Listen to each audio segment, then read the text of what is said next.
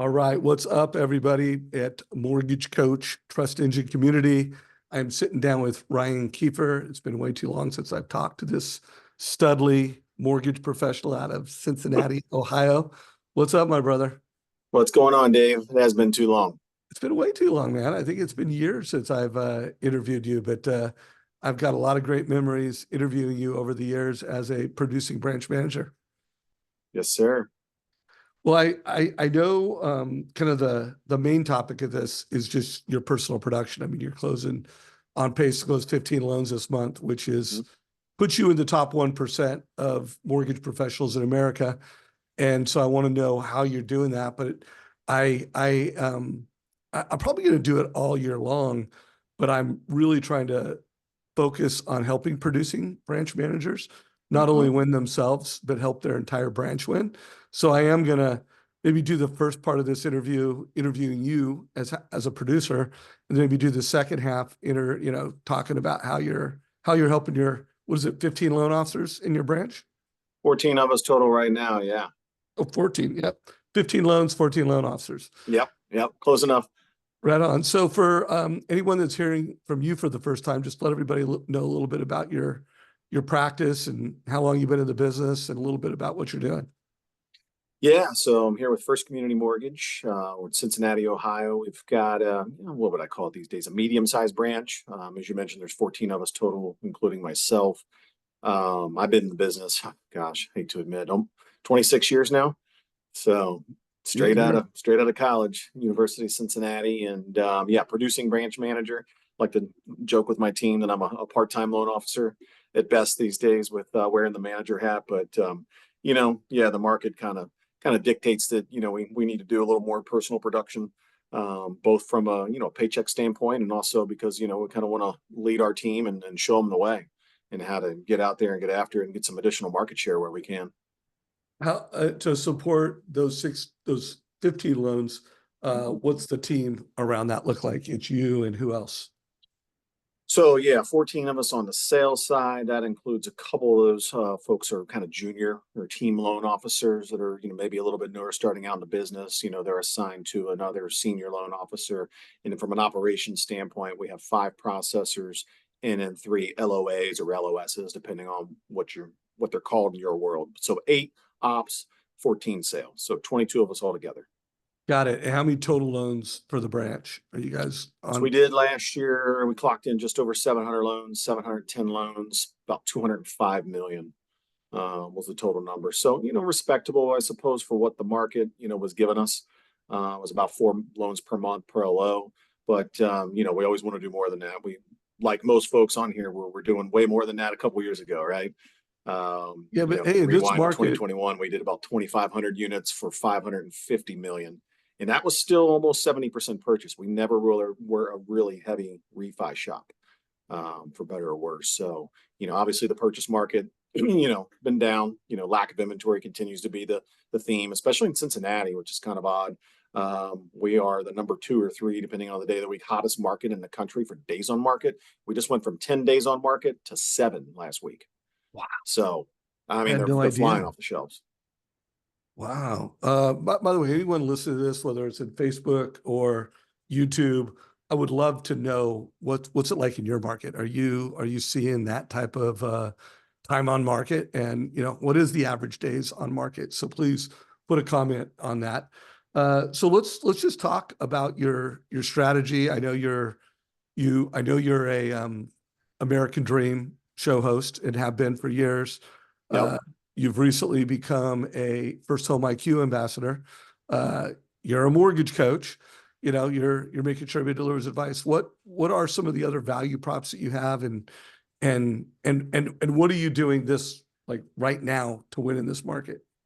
Yeah, so I was using MortgageCoach back. I'll date myself again here. Probably 20 plus years ago. It was a CD-ROM, and we were printing out, the reports to meet with people in person. There wasn't a web link, you could send out. There were no videos, but the good old days. But I guess maybe one of the OGs are close to it. I don't know if that makes me one, but great product that we've supported. That's really the number one tool, and that we use, as far as consumer facing.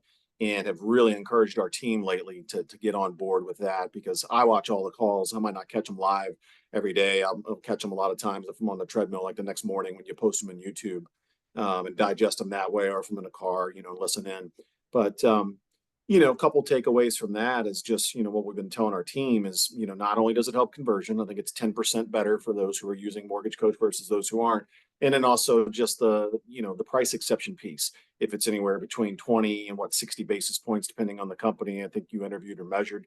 Those are huge. I mean, I forget who it was the other day. It might have been Bill Dallas that said that those two things right there, they solve the federal budget deficit. If we can get everybody Right. doing 10% better conversion and pick up 20 bips on our margins, on our price exceptions, I mean, we're in the black. Life is good again at that point. Yeah. Well, there's no doubt the loan officers that are delivering the best practice experience in the marketplace are getting market share and winning. Mm-hmm. What are your primary lead sources for these 15 loans, and any specific strategies you're doing to make the kind of money? Yeah, there are a couple. So it's primarily realtor driven purchase. 14 of the 15 are purchases. There's one cash out debt consolidation refi that already closed and funded, thankfully, because those can sometimes drag on. Folks are maybe a little less motivated for a closing date than they are on a purchase. So, but mostly realtor based. Do have some financial planners that we're starting to work with, because less people are calling on them. So that's the bulk of it. As far as what we're doing to be successful, you talk about it all the time. It's not only speed to lead, but speed to need these days, and anticipating what those needs are. And it's also kind of coaching and helping not only our referral partners, mainly realtors, but also their clients on helping them to be the calm, confident voice of reason in this market. Because I forget who said it, might have been Jeremy J Force. Confident buyers write competent offers, and that's the thing that we're out there preaching to everyone. And what that means for us, not only are we teeing them up, with a fully approved loan. For us, we brand that our green light approval. I know a lot of different companies brand it different ways. For us, that's a full TBD approval. We're going to take them all the way through underwriting, right? So all we need is an appraisal and a purchase contract, and then we're clear to close. So with that, we can offer to close in 2 or 3 weeks. And oh, by the way, we got a $5,000 guarantee to the seller if we don't close on time, if we don't close in 21 days. So in a hot market like Cincy, with where we're getting a ton of multiple offers again, that can tend to help raise that offer to the top of the stack and help compete against some cash offers. So those are the few of the biggest things we're doing to win. We're also, we've had the dust off the appraisal gap strategy again. Every spring it tends to happen where we have to go in and help prepare. We're in an expectation business, right? So we've got to set expectations that, in addition to being 30, 40 grand over list price on your offer, you better write an appraisal gap in there for 30, 40 grand. But oh, by the way, that doesn't mean additional money out of your pocket, Mr. and Mrs. Buyer. We build that into the loan, and we spell that out within Mortgage Coach as well, and show them how we can do that. So, they're way more confident going in. Yeah, that's interesting. I imagine we'll hear more and more appraisal gaps. I know one of the most common strategies I'm still hearing is where you're showing the future refi as one Yes. of the options. Is that still a move that you're That making? is very much, yeah. I've got a TCA pulled up here if you want to go over one, but it's the refi in 1 year or in 2 years. That's a huge part of our strategy for a couple reasons. I think psychologically, it's it's helping people to realize that hey, there's no guarantees, right? But typically rates go, it's cyclical. And I think I saw this recently. It might have been my cousin, actually, Lynn Kiefer, who's over at Freddie Mac, posted a chart or a graphic saying that rates haven't gone up 3 years in a row in the last 40 years. So you get to that third year, and if you look at the last 40 years, rates will cycle down the third year. That's not any kind of guarantee that they will this year, but that's what they have done historically speaking, right? And so even if it doesn't happen this year, you look at inflation and where that's likely, heading and continuing to head, we hopefully will see some rate relief in 2025 at the latest. Now, that doesn't mean 3 and 4% rates. I don't think anybody thinks we're going to get there. But, mid to high fives, realistically. And so we're laying out that refi and 1 year option for a couple of reasons. Number one, to give some comfort level to folks that are buying now on as far as what that payment could be for them, and the fact that they're locking in the purchase price now. I think it was Josh Metal that coined it that way recently, and I thought that was a I great way to really look like at that. it. I take it you saw that call. I saw that. Yeah. And I think I that was love that. I used it that was today in last my Tuesday American you Dream did interview that. that I just did before hopping on this call. I said, hey, it might not be the best time to finance a house, but it's a great time to buy a house if you pay attention to demographics and where home prices are going to continue heading more than likely. So we've got to be willing to bifurcate those two things, right? Maybe not the best time to finance, but it's a great time to buy. And so when you spell out that refinance in 1 year option on there, I think it gives a comfort level for them to go ahead and be willing to jump off the fence and buy now. I think, the thing that I don't know that a lot of loan officers are talking about this, at least for us, I think from a competitive or a competition standpoint, it's cutting down on the shopping around because they realize that this is a temporary loan. This is just to help get into the house. This loan is likely not forever. So I've personally seen less shopping around, less people wanting to beat us up over an eighth and rate or $50 in closing cost. And if they do want to do that, we have a script around that, like, hey, time to shop around is on your refinance. We got to close this thing in 2 or 3 weeks to stay in contract. You were in multiple offers. We helped you win the house. We're going to go ahead and we're going to do your purchase here. If you want to shop around a year from now on your refinance, that's the time to do that. Not now. Don't lose the home of your dreams over an eighth and rate and $10 in payment. What are you doing right now to get market share with realtors? How much of your time is like, how do I get more business from current realtors versus how do I get new realtors? And, how are you Yeah, dividing that's a great that? question, right? Because most markets, what we have found is right now you've got to kiss a lot more frogs to find the same amount of princes, that we used to find. And it's like, the 80-20 rule is probably more like the 90-10 rule these days in terms of which agents are doing the business. And so we do have to go out and create new relationships, but also take care of our existing agents and help them create or gain market share. And so ways that we're doing that are through education strategies, through MortgageCoach. There's a whole lot of conversations around, why right now is a great time to be a move up buyer. If you've got a home to sell at a lower price point to a first time buyer, and in our market, that's call it 250 or 300,000. We're not, we don't have some of the higher price points that some of the other parts of the country have. So for our first time buyers, it might be up to call it 350. So if you have a house to sell in that price range, you're going to get top dollar because there is no inventory down at that price range right now. Had a client this weekend that lost out 44 showings and 17 offers on one house. And I don't know what the winning bid was, but we weren't, and we were $35,000 over list price. So that's what's going on here. So the more we can educate that, hey, don't wait until rates drop, as a would-be move-up buyer, because then you're going to be competing against a bunch of other sellers if you wait until rates get down to the mid to high fives. Go ahead and sell now. Let's get cooking on the appreciation on that next home you're going to purchase at the next level up, right? And you're probably going to get a little bit better deal if you're moving into a $600,000 or $700,000 house here in Cincy. There's still competition at those price points, but not as much. There aren't as many buyers looking at those price points as there are, the first-time buyer price point. So that's a big part of our education, is just laying out the data and showing people where the market is going to continue to go and why it makes sense to go ahead and jump on that train now and become that move-up buyer. Yeah, I want everybody to make a note, write down right now a note called dual market. And what he just described, I first heard it for the first time many years ago from Larry Kendall, the author of Ninja. Yeah. Do you know what? Ninja selling or Ninja Selling, the author of yeah. Ninja Selling. And it's called a dual market, where literally the entry level house is one market with certain number of days on listings. And then the move up or the higher market is an entirely different market. And so to partner with your realtors and go, hey, let's look for those people that kind of fit that model of they did, it was their first home, they are a move up, and go to that consumer, partner with a real estate agent and go to that consumer with, hey, did you know you could sell in this market, you can buy in this market? Are you doing that where you go to agents and you're talking about that dual market opportunity and you're identifying We opportunities just to go did after? a big Win Now event. We did our second one, thanks to a shout out to Sean Herrero for the idea.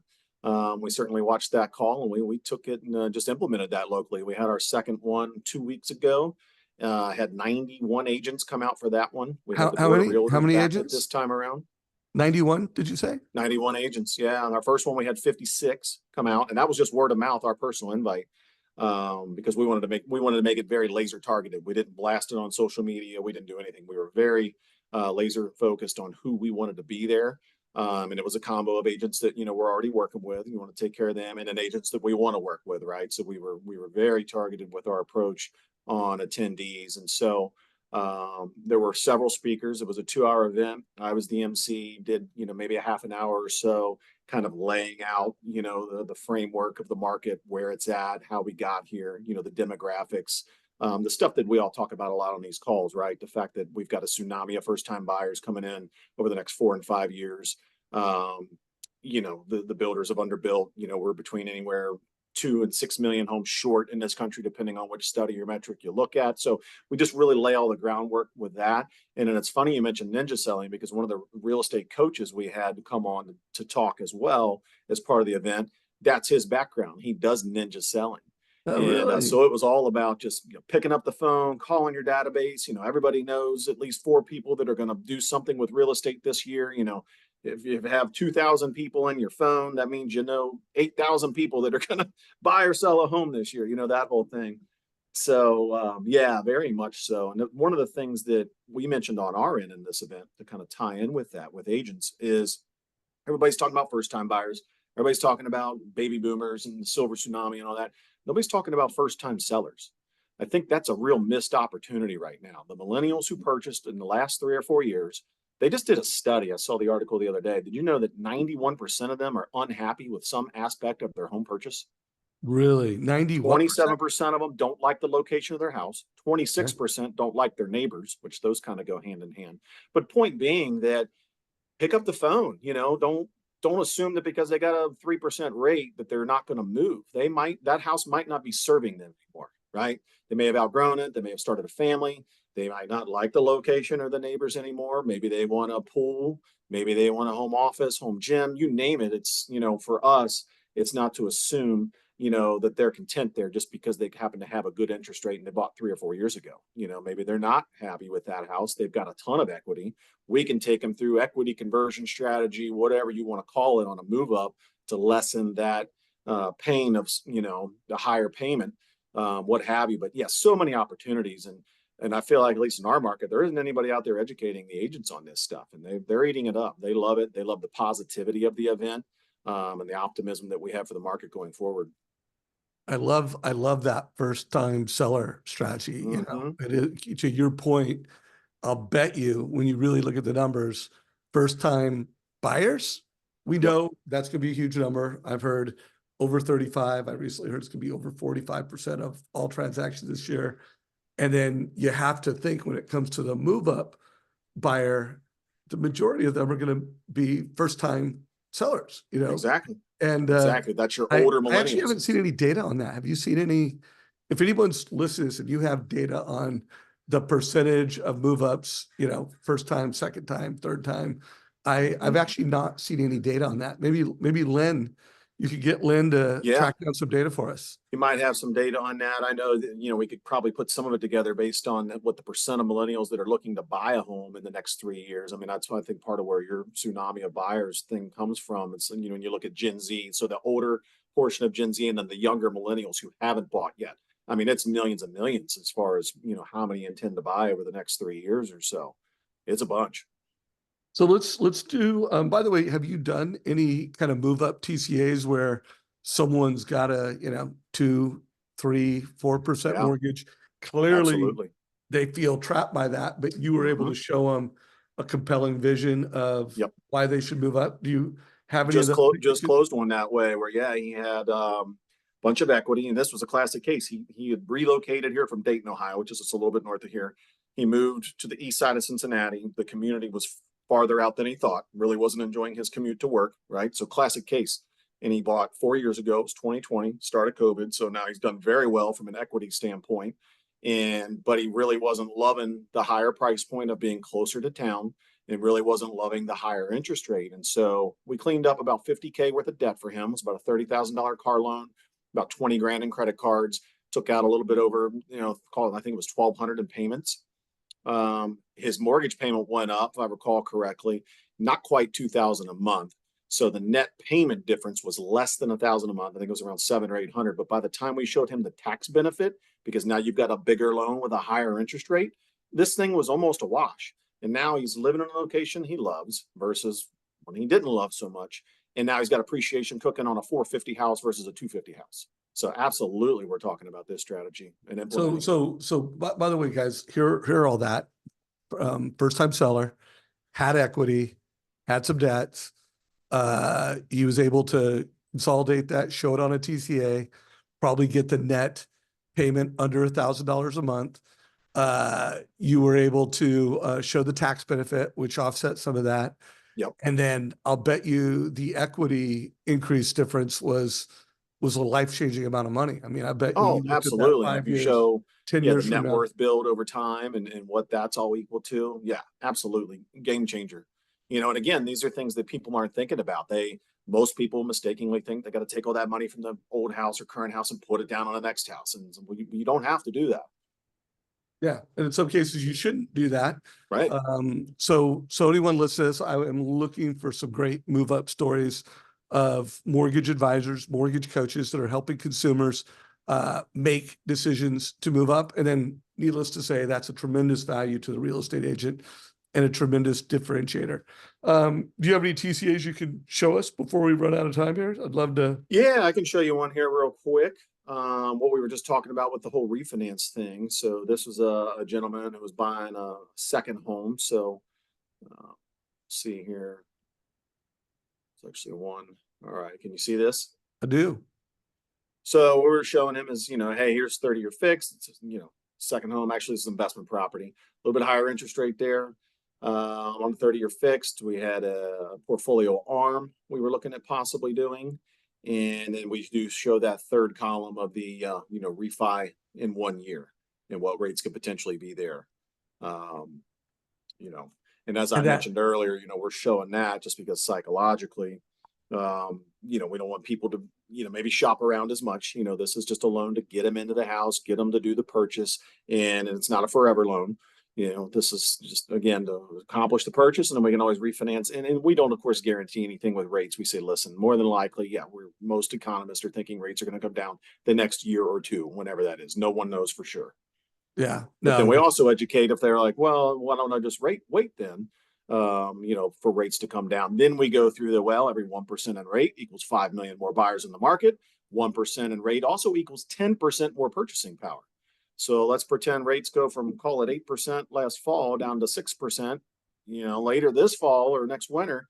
That is 10 million more buyers and it's 20% more purchasing power. Now, law of supply and demand, what do you think happens to home prices if we got 10 million more people back in the market and they can buy 20% more house? And once you walk them through that math, they're like, oh, yeah, okay, you're right. I don't think I want to mess around with that.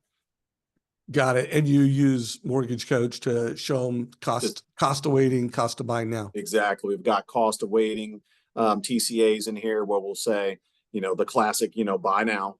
Then we'll say, or wait a year to buy. And we show the prices going up 7, 8%, whatever, we're projecting they're going to go up here locally.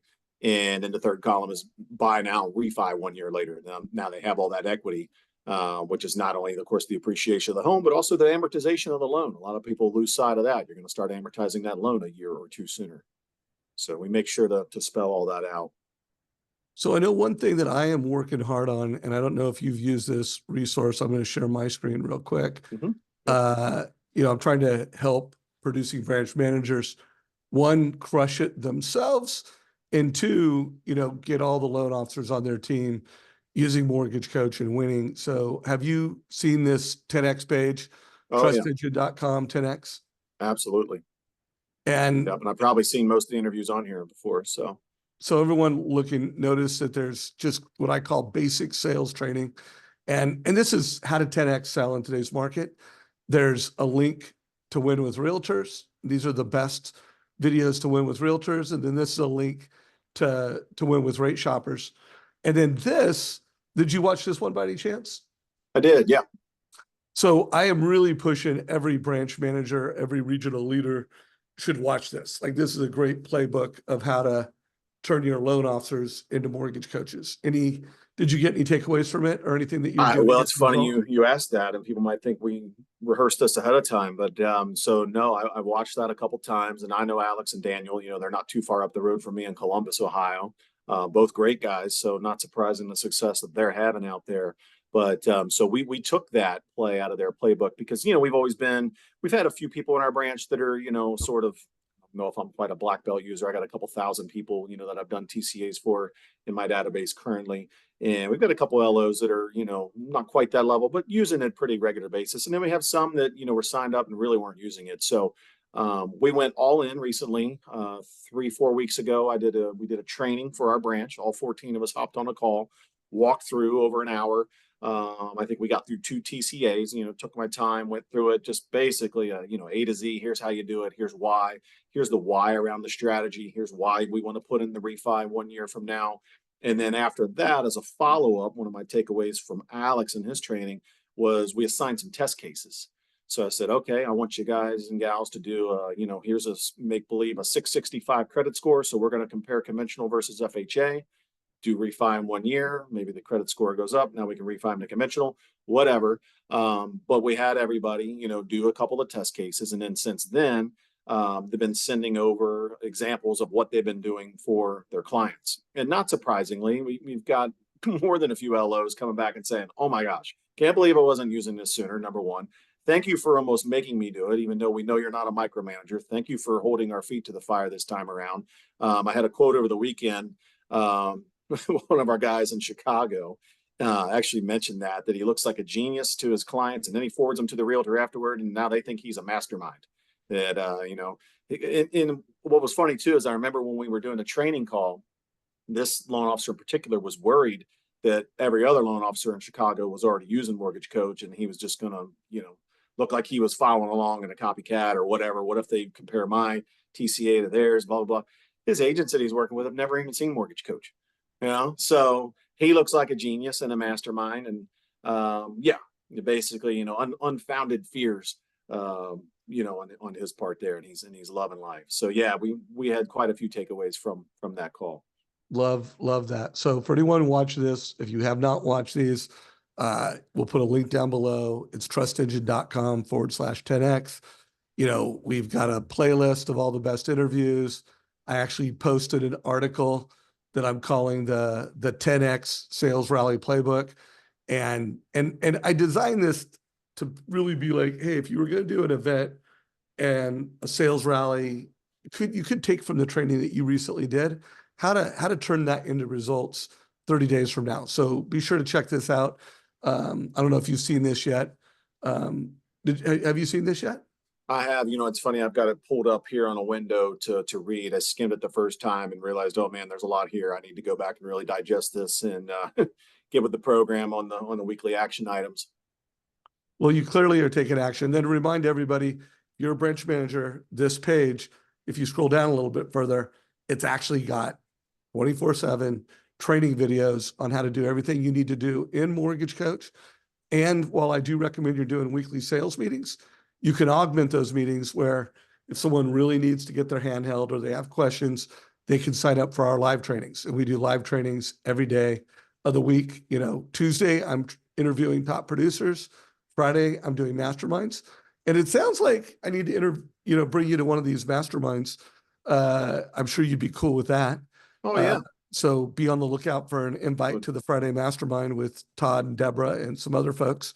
Before we wrap up, you recently became a first home IQ ambassador. What was the why? Why did you join? I mean, that was just a no-brainer. It was funny that you and Kristen and Todd put that together. I think I told you in the beginning. It's like that's one of the things that I've always thought and said, but wasn't really sure how to make any kind of a positive change of my own. But one of the things I've always said is, there's just not enough financial education in this country. You get out of high school and you get into college and they're throwing credit card applications at you, like paper hats. And there's really not a whole lot of training around that. And there's certainly not any sort of formal training around, how to purchase a home, how to take care of it, how to build credit, any of these things. So for me, as soon as, you guys rolled First Home IQ, I was like, where do I sign up? Not even why. It's just sign me up. So just to give back and bring financial literacy, I do want to show a link. This is the generic link. So anyone can go to firsthomeIQ.com and you can either click in the upper right-hand corner or type out "get my score" and share that with anyone and everyone that you know. I mean, it's designed for Gen Z. Ryan became an ambassador, so he's got his own private link. By the way, it's your name, Ryan. Kristen has it set up, just so you know. Perfect. Just put in Ryan Kiefer, firsthomeIQ.com, Ryan Kiefer. And Perfect. now every time someone fills this out, you'll get an email and you'll know how they did on the test. And if they put in their contact information, you'll be building data. So make sure you use that next time you're on stage. Yep, absolutely. I will. Good Cool, stuff. man. Well, any closing thoughts as we go into wrap up mode? Well, it's funny. I had my weekly call with Jonathan Roach today, our coach, personal coach. I think you've done some coaching. I know he's been on the calls on here. That's how I was introduced to him. So, amazing guy, obviously. I don't have to tell you that, but we were talking about the market overall and what we're doing to help win and, lamenting the fact that it is uber competitive because of the lack of inventory still, in our market here locally. And so we were just talking about some different things that we, are doing to win and help our team. And he mentioned a quote that I wrote it down right away, and it's stuck with me all day today. Is we observe leaders in calm waters, we study them in chaotic waters. So he's like, as a branch manager, as a leader, he's like, really pay attention to how you're showing up every day, what your energy is, and what you're putting out there to the team, and really just be aware that yeah, that's great. You apped 16 loans last month. You're closing 15 this month. They're watching that. They're paying attention. They're going to want to know, what you're doing to do that. And so, basically for the other, branch leaders out there, it's, now's the time where you got to grab the flag and run in the front, lead the troops, to lead from the front right now. Yeah, well, I applaud you, brother. I hope any producing branch manager was inspired by this. I mean, great leadership, man, that you are just, rocking it out. I mean, that is a significant amount of personal volume. And it also sounds like you're going deeper than ever with your team, hearing that you're still watching a lot of videos and then you're taking that and putting it into action. I love this interview just because I heard you quote so many things I know you've learned on this channel. And so I'm paying attention, man. yeah, thank you for paying attention. And then most importantly, thank you for taking action in your local market. And I appreciate you, man. Yep. Appreciate you, brother. All right. So anyone watching this, guys, if you have not already subscribed to the Mortgage Coach YouTube channel, make sure that you're leveraging our playbook on a regular basis, 10X. Also, I am being, trying to be a better leader than ever and really looking at myself as like the Mortgage Coach community's head of production. So I'm being more thoughtful about the text that I sent out. So if you are not already following my mobile club, it's 949-799-0837. A couple times a week, I'm putting what I think is some of the best content out. Ryan, I can assure you that I will be forwarding this on that. I have to assume you're also, have access to that. That is where I get most of the reminders that, I need to go on and watch, the most recent interview that I've missed. I see them come up in Facebook, here and there, and I get all the calendar invites. But, if I get a text on my phone, that at least for me is the quickest way to get my attention. I'm like, oh yeah, there was just an interview with Jeremy. I need to watch that one. Or Josh Meadow was just on. I need to watch that one. And so I'll pop it up on my YouTube just to watch the first few seconds of it if I don't have time to watch it right there. And then I know when I'm in the gym the next morning, I'll just pull it up in my history on my YouTube and it's right there. Like, yep, that's the one I need to watch next. So for me, that's how you're getting me with the text. So that's a, call a push to me because I've promoted that mobile club a lot, but I haven't promoted it nearly as much as I probably should. Yep. And so hopefully we'll get you more have such a people higher in that open channel. rate on text. I think a lot of us are realizing versus email and social media and just, the competition for eyeballs out there is stronger than ever. So for me in the text, and I see that 949 come up, I'm like, oh yeah, let's see who the most recent interview is. I need to pay attention here. All right. Well, you're going to see yourself come up. And again, folks, sign up 949-799-0837. Just send a text. You could put the word impact in there, but you could put no words in there and it would still work. Also, make sure you check out First Home IQ. If you are a mortgage coach and you're not a mortgage coach and you're on this right now, you can sign up on that 10X page. So if you just scroll to the top of the 10X page, there is a place right here to sign up as an individual LO. And if you're a manager and you want to look at getting all your loan officers or a portion of your loan officers on Trust Engine using our data services and Mortgage Coach, schedule a demo right here. So, brother, appreciate you very much. You Yeah, killed man. as I knew Appreciate you would. you. Look forward to seeing you in the real world soon, man. Yep. Let's All right, plan on guys. it. All right. This is a wrap. Take care, everybody.